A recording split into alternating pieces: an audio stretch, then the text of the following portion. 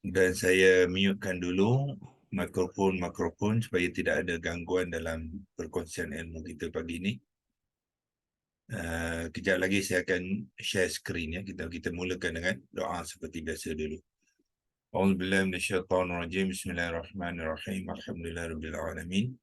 Wassalatu wassalamu ala asyrafil anbiya'i wal mursalin wa ala alihi wa sahbihi ajma'in.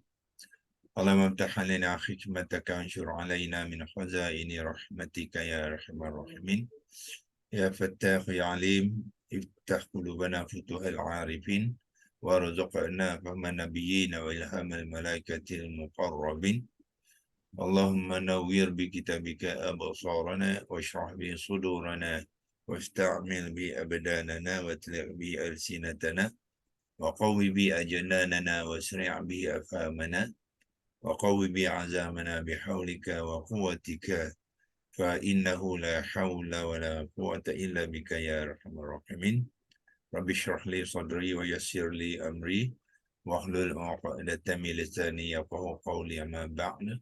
Kita mulakan sekali lagi mengucapkan kesyukuran kepada Allah Subhanahu wa taala yang telah membimbing kita, yang meletakkan kita di dalam kumpulan-kumpulan mereka-mereka yang insya-Allah akan berjaya nanti, kerana kita dalam kumpulan mereka-mereka yang berusaha untuk mencari kebenaran ya, mencari kebenaran daripada Al-Quran ya, kerana kebenaran itu hanya boleh kita tentukan daripada kacamata Al-Quran ya, bukan selain daripada itu.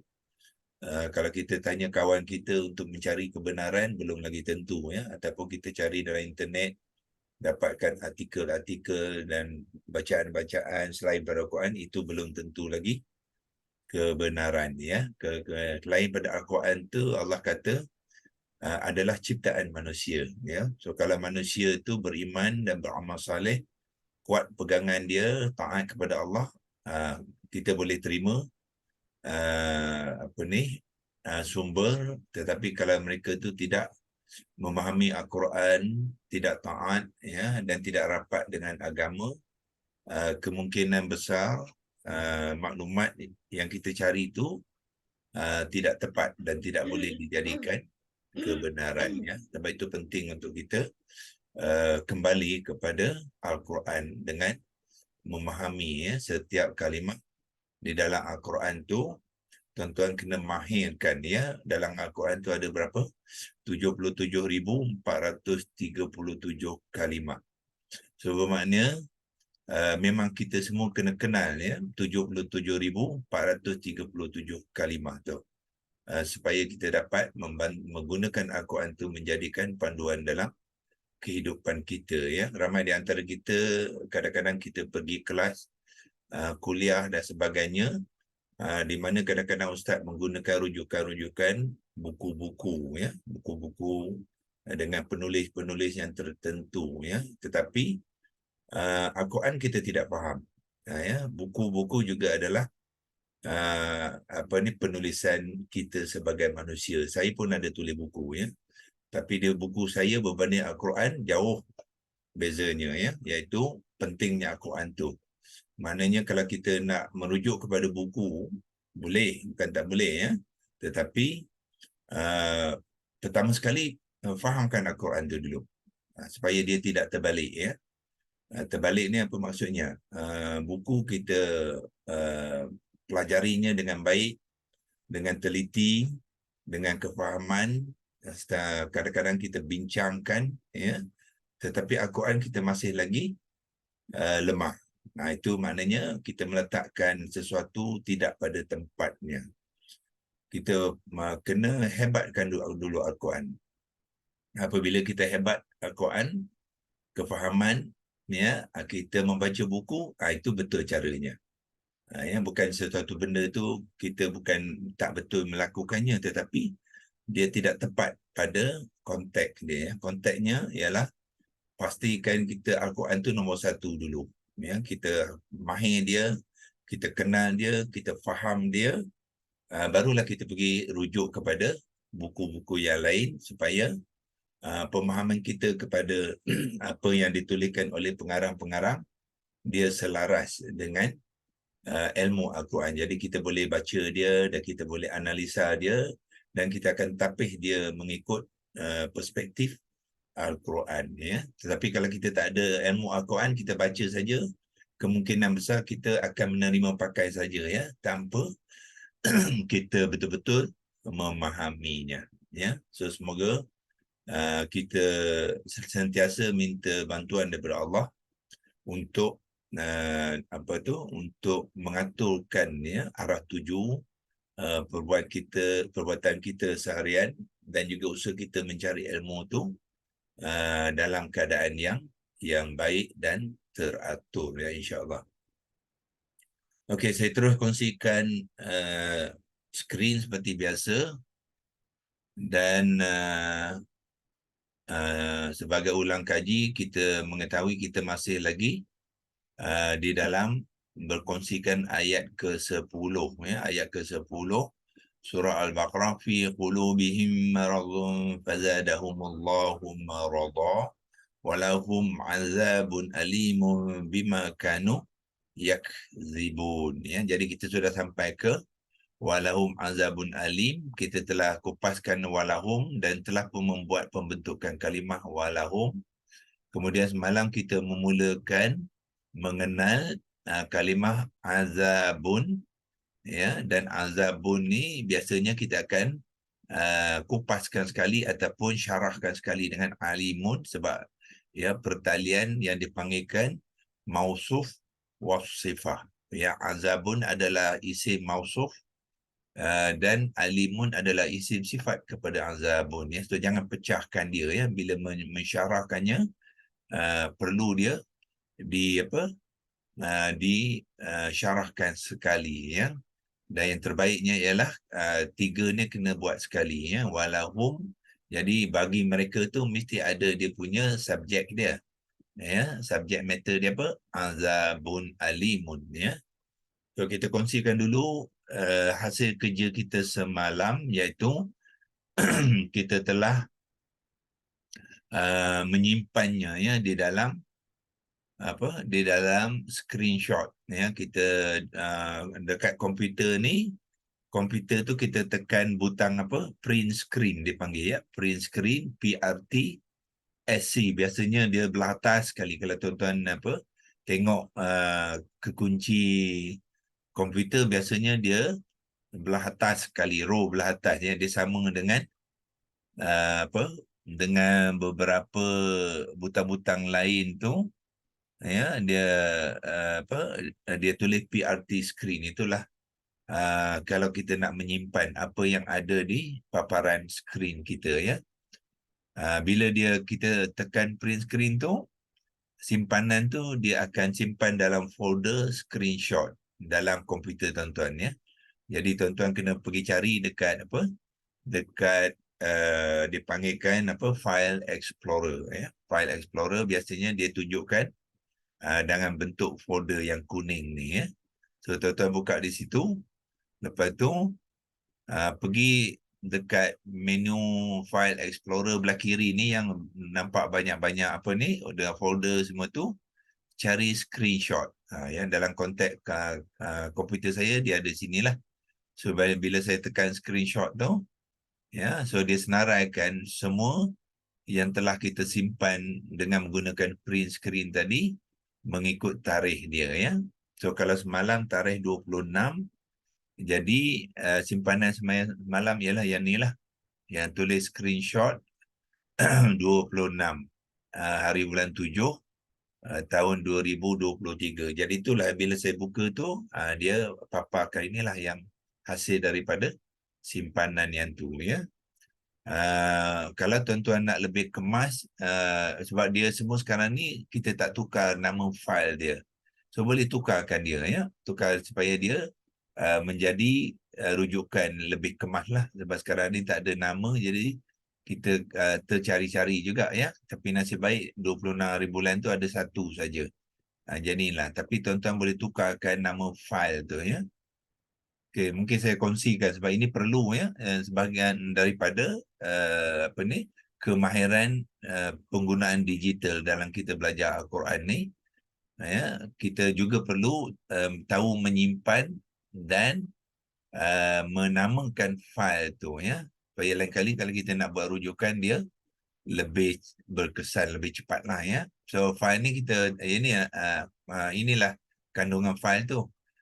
Jadi apa yang kita nak nak menamakan fail tu bergantung kepada apakah fokus, ya, kepada isi kandungan fail tu, ya. Kalau kita nak letak rujukan sebagai rujukan ayat ayat ke-10 dalam surah Al-Baqarah pun boleh. Tetapi sekarang ni kita tengah membahaskan tentang azab, ya, tentang azab. So kita boleh lihat azab ni kalimah yang ke berapa, ya. Kita rujuk ke berapa dan mungkin kita gunakan nombor kalimah tu sebagai rujukan nama fail tu, ya. So kalau kita balik kepada Al-Quran, kita akan dapati azab ni ialah kalimah yang kita tekan saja, ya. Tuan-tuan boleh mencari kalimah nombor berapa dalam ayat tu. Tuan-tuan tekan di sini saja, ya. So kita tengok di atas tu dia tulis nombor 8. Inilah nombor kalimah di dalam ayat ke-10.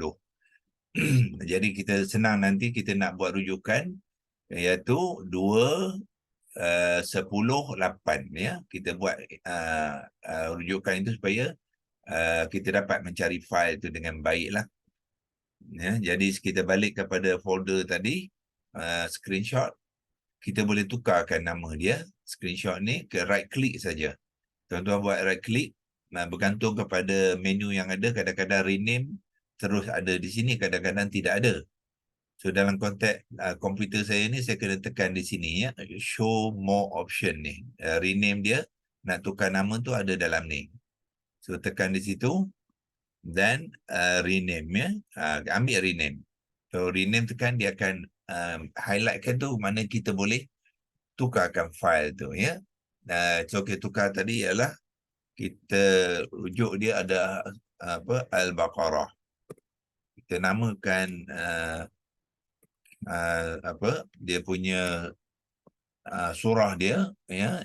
Kita tengah membincangkan dalam surah Al-Baqarah dan kita bracketkanlah, ya.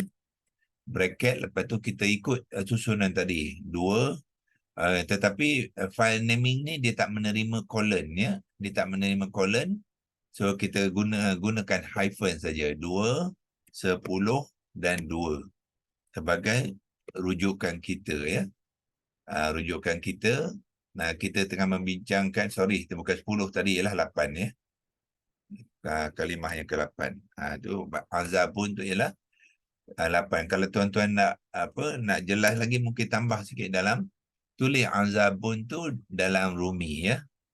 Azabun ialah ain bermula dengan apostrofi, lepas tu a, ya, azabun. Itu sebagai contoh lah, ya. Jadi macam-macam cara yang boleh kita gunakan, ya, untuk menamakan file tu supaya lain kali kita mencarinya lebih senang, ya. Azabun, kemudian dia bertukar. Jadi lain kali kalau kita nak mencari, kita dah nampak fokus dia. Yang inilah kita nak cari, iaitu azabun dalam surah ke-2 ayat ke-10. Dia adalah kalimah yang ke-8 dan kita telah lakukan latihan tu pada 26 hari bulan 7. Ya, so bila kita buka tu, so dia akan pergi dia akan tunjukkanlah, ni dia hasil dia, ya. Hasil yang tadi, ya, yang kita lihat on the screen. Dan on the screen ni tuan-tuan boleh besar dan kecilkan dia lah kalau nak berkongsi, ya. Ini kalau kecil, tuan-tuan boleh gunakan control button dekat komputer tu, dan juga dekat mouse tu ada scroller, dipanggil ke scroller tu. Tolak saja scroller tu ataupun tarik, ya, dia akan besar dan kecil lah, ya, untuk perkongsian, ya. Kalau nak besar macam ni, kita boleh maximize the screen tu lah, ya. Kalau masih lagi kecil dan tuan-tuan nak itu berapa perkara boleh buang, buangkan, crop kan bahagian-bahagian yang tak perlu tu, dia akan boleh memaksimumkan paparannya. Okey, so semalam takat kita telah sampai kepada kata dasar. Daripada kita telah mengenal pasti 3 huruf akar, Ain, Zal dengan Ba. Kemudian dia mengambil kata dasar azabah. Kata dasar juga dipanggil kata akar. Tuan-tuan boleh gunakan kata dasar, tuan-tuan boleh guna kata akar, tidak ada masalah ya. Dengan syarat kita faham dia adalah satu perkara yang sama, iaitu perkataan yang pertama sekali yang dibentuk daripada 3 huruf akar yang memberi makna yang paling asas ya untuk membina kalimah. So daripada sinilah kalimah azabun nanti akan terbentuk. So proses ini kena lakukan ya, tuan-tuan kena mahir dia. Ya, jadi daripada kata dasar yang memberi erti mengazab. Mengazab kata dasar mesti dalam konteks kata kerja, bukannya kata nama, bukannya harfun, definitely bukanlah ya. So dia dalam bentuk kata kerja. Kemudian daripada kata kerja, kata dasar yang bentuk kata kerja telah kita akan bangunkan step yang ketiga dipanggilkan kata terbitan. Kerana dia terbit daripada kata dasar ni. Sebab tu dinamakan kata terbitan ya. Step yang ketiga. So daripada kata terbitan itulah dia akan membina kalimah tu ya. Kadang-kadang kata terbitan sama je dengan kalimah di dalam Al-Quran. Kadang-kadang terdapat perbezaan disebabkan beberapa ciri-ciri lain yang digunakan di dalam ayat itu ya untuk menyesuaikan dengan konteks ayat ya. Okey, so untuk membantu tu kita pergi kepada mana? Kita pergi ke leksi logos ya. Kita macam kita nak sambung syarahan tu, pergi ke leksi logos ya.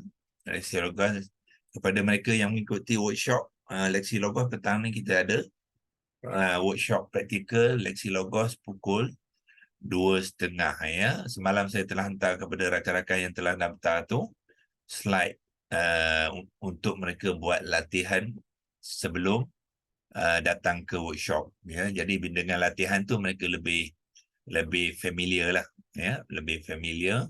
Jadi dia bila dia datang ke workshop tu dengan pengalaman ya, dah mengguna pakai leksi logos tu, terutamanya mengenalkan feature-feature yang ada ya. Feature tu apa? Kegunaan dia lah ya. Pertamanya kena pastikan semua kenal kekunci huruf hijaiyah ni, alif, ba, ta ni sampailah kepada ya. Ya sini hamzah, kemudian kekunci yang mensabitkan baris-baris ya, baris-baris termasuklah juga berapa kunci yang melibatkan huruf hamzah ya. Huruf hamzah ni terdapat dalam beberapa cara ya, beberapa kaedah. Lepas tu alif kecil ya, alif kecil ataupun alif maksurah. Alif kecil ialah gunakan yang ni lah, ni alif kecil. Kalau alif maksurah kita gunakan dua butang ya, iaitu kita tekan butang ya yang tanpa titik ni, kemudian tekankan alif kecil. Dia akan jadi alif maksurah ya. Alif maksurah ni ialah kalimah yang biasa digunakan di hujung, huruf yang biasa digunakan di hujung kalimah ya. Itu kena familiar. Sebab nanti dalam penulisan ataupun kalimah-kalimah Quran banyak terdapat alif maksurah ya. Sebab tu kita kena tahu macam mana nak menggunakan feature ni. Sekarang kita pergi kepada kerja kita hari ini, iaitu apa kita buat? Kita ambil salinan dia daripada simpanan kita di dalam Microsoft Word ya. Saya simpan dalam QHS MS Word worksheet. Itu saya punya worksheet ya, yang kita boleh simpan bahan-bahan latihan di dalam tu ya. Kemudian kita boleh copy dan tampal ke semula kepada leksi logos tadi ya. Kita nak ambil semua pun boleh, ataupun kita nak fokus kepada pembentukan kalimah saja pun boleh ya. So kalau kita nak bentuk fokus pada bentuk kalimah, kita ambil bahagian ni saja. Pembentukan kalimah ni bawa ke leksik logos ya. Okey, tapi sebelum tu kita nak rujuk dia ya. Kena ada ambil ni dulu satu. Rujukan dia ialah ayat 2 ayat 10 dalam surah kedua. Jadi kita bawa ke leksik logos. Kita tampal yang tu dulu. Tampal tu maknanya kita paste. Kemudian barulah kita ambil yang dua ni ya. Yang ni tak perlu. Yang ni adalah penerangan kepada walahum tu kita dah buat, dah siap ya. Sekarang ni kita nak buat pembentukan kalimah je. Jadi kita fokus kepada dua ni ya.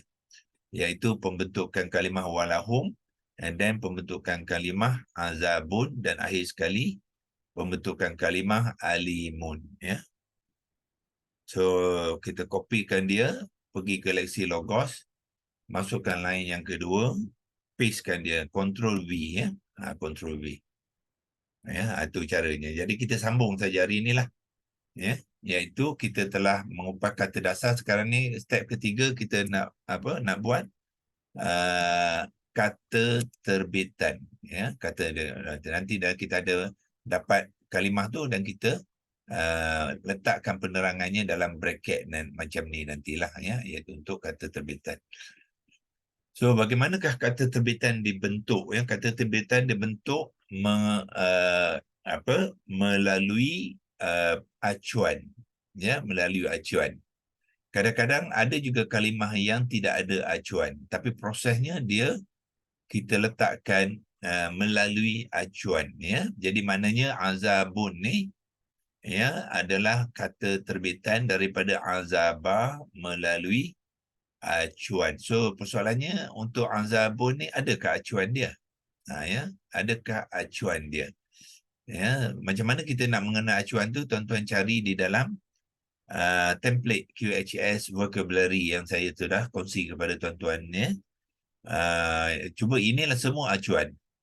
Acuan kepada kalimah di dalam Al-Quran, iaitu kalimah yang bersabit dengan fi'lun dan juga ismun ya. Tetapi terdapat juga kalimah-kalimah yang tidak berkait dengan acuan ni sebab dia tidak ada berkait dengan wazan. Ya. So kalau tuan-tuan tengok di sini ya, azabun ya, dia tidak ada dalam satu pun acuan ni tidak ada.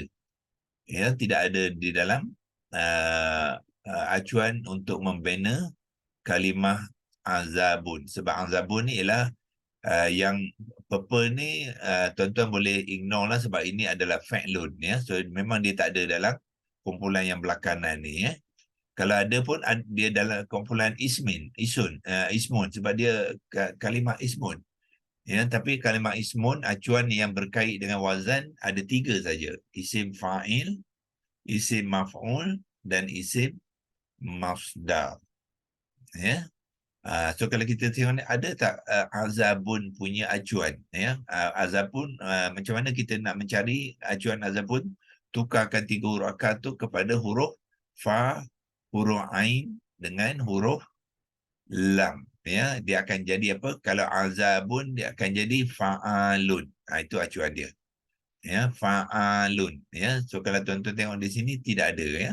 Tidak ada. Acuan fa'alun tidak ada. Ya, so bermakna kalimah tu boleh jadi ya, boleh jadi isim dipanggilkan isim lazim. Isim lazim ni ialah common noun. Common noun dia tidak terlibat dengan wazan ya, so dia tidak ada dalam kumpulan ni. Ataupun dia kemungkinan termasuk dalam kumpulan apa yang dipanggilkan sebagai sama'i ni. Sama'i ni maknanya dia pun tak ada wazan. Tidak ada acuan. Dia hanya dibentuk mengikut cara orang Arab bercakap ya. Kalau orang nak sebut azab tu dia akan sebut azabun ya. Dia tak ada acuan ya. Itu dipanggilkan kaedah sama'i ya. So kalau dia masdar dia akan masuk dalam kumpulan sama'i ya. Kalau dia kata nama biasa saja dia akan masuk dalam kumpulan kata nama biasa, juga kaedah dia sama'i, ya. Maknanya orang Arab nak bercakap, dia kata apa, azabun. Ya, itu dia. Okey, sekarang ni kita nak tunjukkan proses dia, ya. So macam mana kita nak sambung pembentukan kalimah kata dasar tadi yang tidak ada acuan dan tidak ada berkait dengan wazan, ya. Okey, jadi kita masukkan kita gunakan sepatut dia ada acuan, ya, tapi dia tidak ada acuan. Jadi apa macam mana kita nak menandakan dia bukan dibentuk daripada acuan kata terbitan. So kita letakkan bracket ni. So tuan-tuan letak dot-dot saja. Itu cara dia. Ini sepatutnya ada acuan tapi dia tidak ada kalimah acuan dia. So kita blankkan dia. Bermakna kalau ada kata terbitan tu dia bukannya daripada acuan, ya. Bukan acuan. Itulah teknik dia, ya, format untuk kita. Sebab apa-apa juga proses yang kita gunakan tu dia kena ada format dia, ya, supaya dia dapat memberi makna kepada proses tu, ya.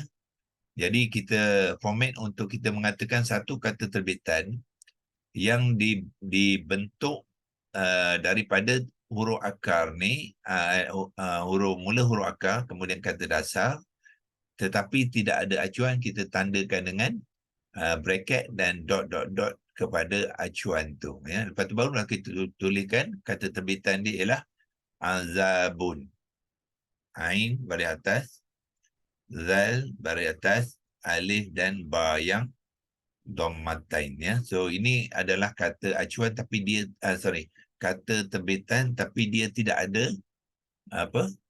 Tidak ada acuan. Ya, bila kita rujuk acuan, maknanya kita merujuk kepada ni lah. Ya, ini semua ni adalah acuan kepada kalimah-kalimah di dalam Al-Quran, ya. So dia tidak menggunakan satu daripada yang ada ni. So kita blankkan dia, ya. Blankkan dia, letak bracket, dot kan saja. Ya. Jadi dan kita boleh beri penerangan lah, ya, iaitu dia adalah okey, kata terbitan. Mana azabun adalah kata terbitan.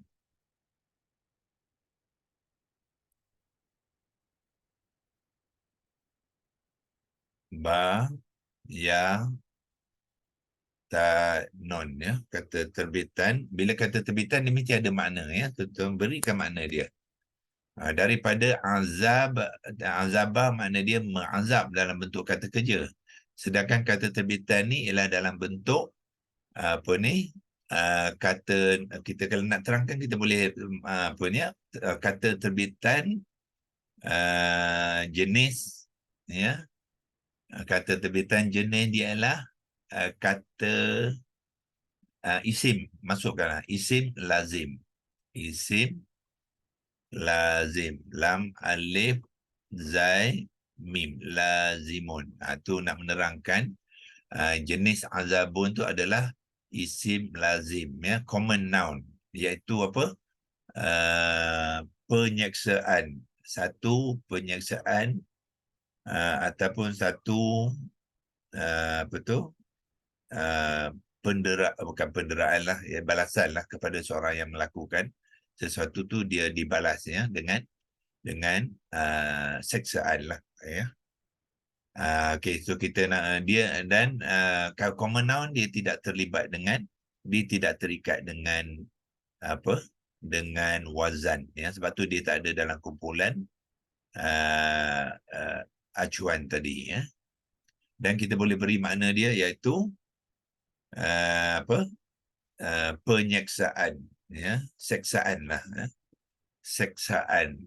Rumi, seksaan macam mana?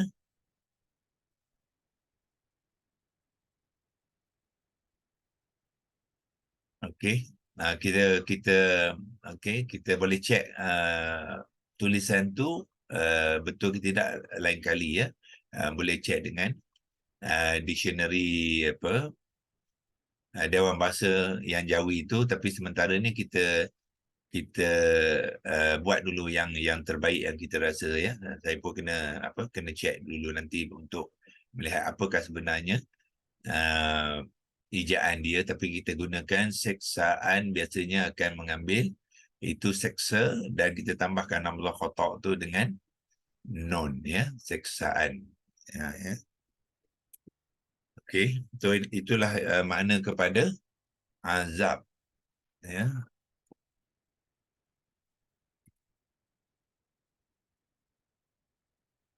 Azab ya. So kita selesai membuat pembentukan kalimah, kemudian sampailah kita boleh memberi makna kepada kalimah yang kita bentukkan daripada 3 huruf akar kepada kata dasar dan kata terbitan.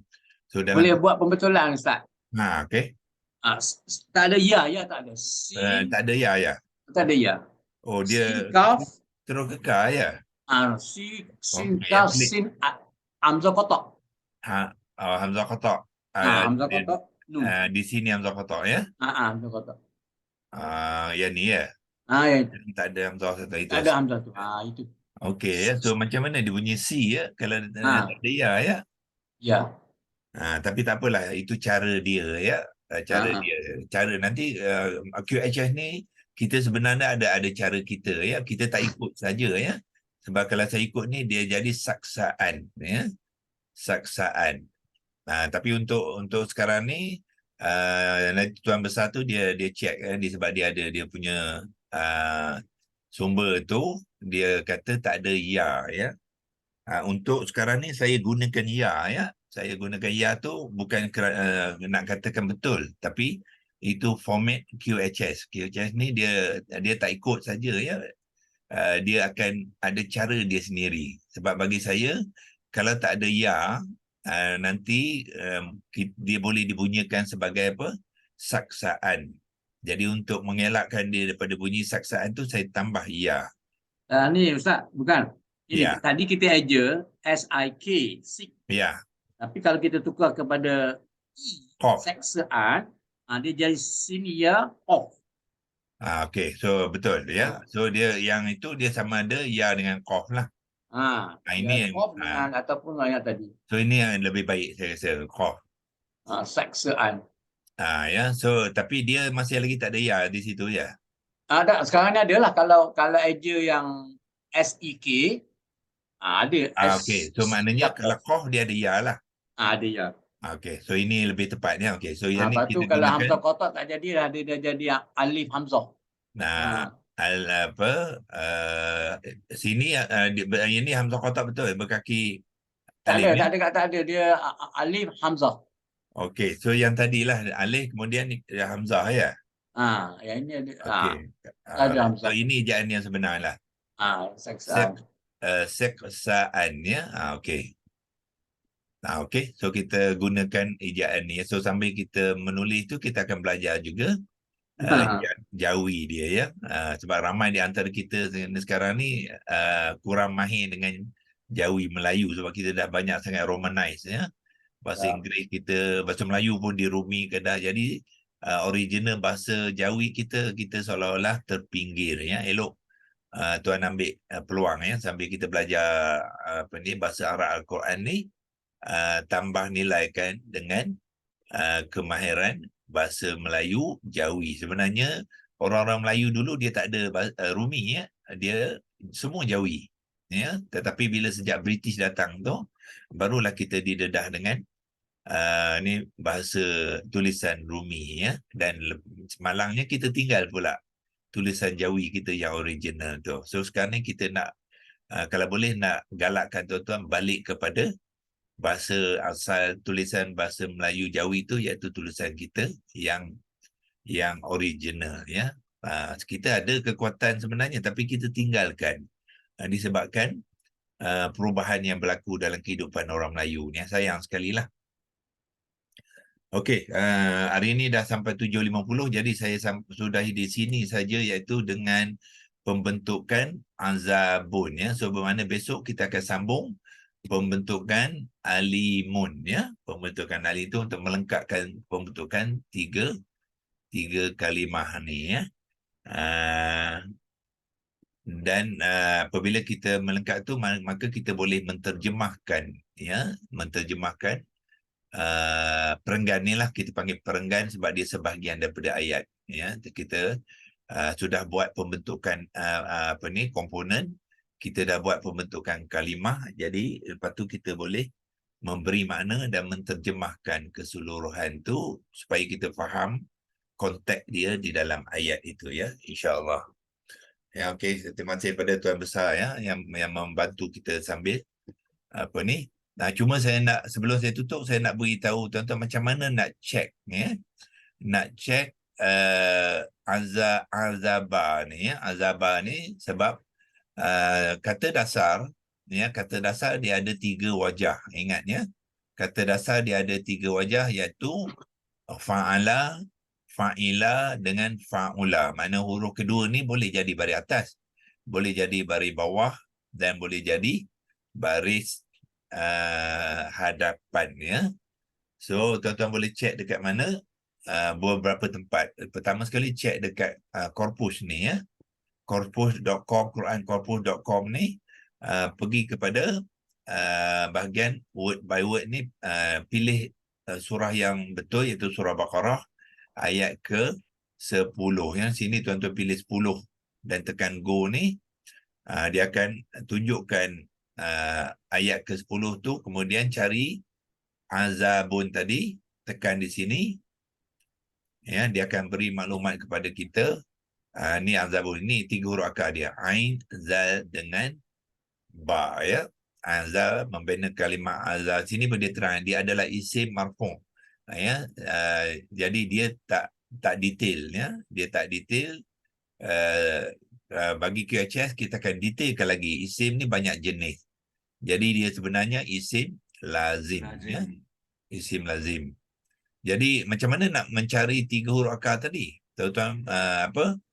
Bila dah dapat paparan kalimah azabun tu, scroll saja ya, kat bawah ni ada bahagian apa, Quran Dictionary ni ya, Quran Dictionary ya. Kemudian tekan di sini, so dia bawa ke bahagian maklumat mengenai semua kalimah yang dibangunkan daripada 3 huruf akar tadi ya, sebanyak 373 ya, 73 ya. Kita cari bahagian form 1, verb form 1 ya, ada tak? Kalau dia ada di sini, itu kita boleh jadi rujukan untuk membina kata dasar ya, nak confirmkan dia zal tu berbaris atas ya. Tetapi tidak ada ya, yang dia ada hanya form verb tu ya. So azaba, so azaba ni bukannya fi'il madhi ya. Kalau kita form 1 tu bermakna dia fi'il madhi, dan fi'il madhi lah ejaan yang sama dengan kata dasar ya. So kita tidak dapat maklumat tu di dalam di dalam corpus.com, tidak ada ya, sebab fi'il madhi wazan 1 tidak digunakan dalam Al-Quran. Sedangkan korpus ni dia hanya menyenaraikan kalimah-kalimah yang digunakan dalam Al-Quran, sebab tu tidak ada di sini. Jadi kalau tidak ada situ, tuan-tuan kena pergi mana? Tuan kena gunakan digital Quran yang lain yang dipanggilkan yang ni ya, Wiktionary ya, Wiktionary ya. Dapatkan Arabic Wiktionary ya. Dekat Google tu type saja Arabic Wiktionary, dia akan bawa kita ke bahagian ni. Ni tuan-tuan tengok yang ni ya, sebagai contohnya dia bagi kita, sebab dia adalah perkataan Arab tapi tidak digunakan dalam Al-Quran, sebab tu dia tak ada dalam senarai corpus.com tadi. So kalau tuan-tuan tengok di sini, dia tulis apa? Ni dia form 1 azaba ya, form 1 azaba ya. Itulah mana form 1 azaba ini dalam bentuk kata kerja dia. Kalau noun dia active participle dia apa? Azibun. Ni isim fa'il. Kemudian kalau isim maf'ul, passive participle ni ma'zubun. Ya, ma'zubun. So fa'ilun dia madhi dia ialah azaba, isim fa'il dia azibun dan isim maf'ul dia ma'zubun. Yang ni sama dengan tadi. Yang ni ada dalam Quran yang kita lihat tadi ya. Jadi Al-Quran menggunakan wazan kedua ya. Ada sebab kenapa dia menggunakan wazan kedua. Sebab wazan kedua adalah lebih sesuai daripada wazan satu. Ya, sebab tu wazan satu tidak digunakan dalam Al-Quran. Ya, bila Allah nak mengatakan mengazab tu, dia akan gunakan wazan yang kedua ya. Azaba, bukannya azaba. Azaba tu hanya menjadi kata dasar saja, tapi dia tidak ada kata terbitan ya di dalam Al-Quran ya. So ini untuk panduannya tuan-tuan dan puan-puan untuk memastikan ya apa yang kita catatkan tu adalah benarlah ya, adalah benar. Jadi bila kita kata dia tadi azaba, confirm ya, the Arabic Dictionary itu mengkonfirmkanlah ya, dia bukannya baris bawah dan bukannya baris hadapan ya. Untuk peringatan tuan-tuan dan semua, kata dasar ya, dia ada 3 pattern ya. Saya cuba dan tengok ni, ini acuan kata dasar. Kalau saya besarkan sikit, ya, apa yang saya maksudkan tu ya, acuan kata dasar dia ada 3 pattern. Ada fa'ala, ada fa'ila dan ada fa'ula ya. So dalam kolom wazan ni saya labelkan sebagai apa? W ni wazan lah. So, wazan 1A fa'ala, wazan 1B fa'ila, wazan 1C fa'ula. Itu cara kita nak membezakan ya. Jadi kalau kita apakah acuan kepada fa'ala tadi, kata dasar ialah W1A. Itu yang kita maksud ya. So kita kena gunakan apa orang kata ni, format ni ya, supaya kita nanti kalau kita berbincang kita akan faham ya apa yang kita bincangkan ya. Itu hanya berlaku kepada wazan 1 saja. Wazan lain acuan dia tidak ada 3. Wazan 2 ada 1 saja. Wazan 3 pun ada 1 ya, dan sebagainya. Okey, cukup untuk pagi ini. Kita akan sambung besok dengan kalimah seterusnya iaitu alimun ya. Kita ambilkan alimun besok buat pembentukan kalimah dia, dan kita berikan jenis dia dan juga makna dia dan juga peranan dia di dalam ayat itu ya, insya-Allah. Okey, wabillahi taufiq wal hidayah. Wassalamualaikum warahmatullahi wabarakatuh, dan kita akan jumpa lagi dengan tuan-tuan besok pagi. A'udzubillahi minasyaitonir rajim. Bismillahirrahmanirrahim. Allahumma arhamna bil Quran waj'alhu lana imama wa nuran wa hudan wa rahmah. Allahumma zakkirna minhu ma nusina wa 'allimna minhu ma jahilna warzuqna tilawatahu ana al-laili wa tarafan nahar waj'alhu lana hujjatan ya rabbal alamin. Wa sallallahu ala sayyidina Muhammadin wa ala alihi wa sahbihi wa baraka wa sallam. Walhamdulillahi rabbil alamin. Taqabbalallahu minkum. Innahu minkum taqabbal ya karim.